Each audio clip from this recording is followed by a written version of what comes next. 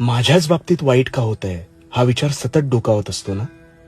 इतर जण अगदी कसेही वागले तरी त्यांचे आयुष्य हे सुकर चालले, पण माझ्याच वाट्याला दुःख का याचा सारखा विचार करतोस ना. मग आता शांतपणे ऐक. यापुढे हा त्रास तुला सतावणार नाही. मुळात तुला वाटतंय तसं नाहीये. जोपर्यंत आपण दुसऱ्याचे कपडे परिधान करत नाही तोपर्यंत आपल्याला ते सैल बसतायत का घट्ट होतात याचा अंदाज बांधता येत नाही. अगदी काहीसं तसंच आहे. प्रत्येकाच्या कर्मानुसार त्याच्या आयुष्याचा फेरा चालतो, पण तुला दिसताना त्याचं जीवन हे सुकर दिसत असतं. स्वतः जर साफ मनाने पुढे जात असशील तर तुला पाहून इतरही हाच विचार करत असतील हे कदाचित तुला कळलं नाहीये.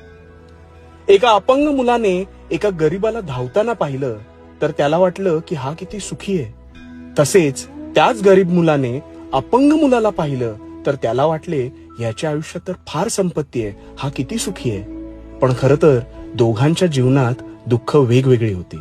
एकच सांगेन, तू कर्माने स्वच्छ राहा आणि स्वतःची तुलना इतरांशी करू नकोस. आणि भिवू नकोस, मी तुझ्या पाठीशी आहे. भिवू नकोस, मी तुझ्या पाठीशी आहे. माझ्याच बाबतीत वाईट का होतंय हा विचार सतत डोकावत असतो ना. इतर जण अगदी कसेही वागले तरी त्यांचे आयुष्य हे सुकर चालले, पण माझ्याच वाट्याला दुःख का याचा सारखा विचार करतोस ना. मग आता शांतपणे ऐक.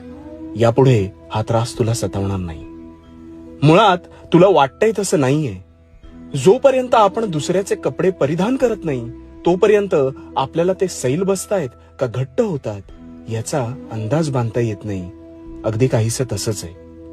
प्रत्येकाच्या कर्मानुसार त्याच्या आयुष्याचा फेरा चालतो, पण तुला दिसताना त्याचं जीवन हे सुकर दिसत असतं. स्वतः जर साफ मनाने पुढे जात असशील तर तुला पाहून इतरही हाच विचार करत असतील हे कदाचित तुला कळलं नाहीये. एका अपंग मुलाने एका गरीबाला धावताना पाहिलं तर त्याला वाटलं की हा किती सुखी आहे. तसेच त्याच गरीब मुलाने अपंग मुलाला पाहिलं तर त्याला वाटले याच्या आयुष्यात तर फार संपत्ती आहे, हा किती सुखी आहे. पण खरं तर दोघांच्या जीवनात दुःख वेगवेगळी होती. एकच सांगेन, तू कर्माने स्वच्छ राहा आणि स्वतःची तुलना इतरांशी करू नकोस. आणि भिवू नकोस, मी तुझ्या पाठीशी आहे.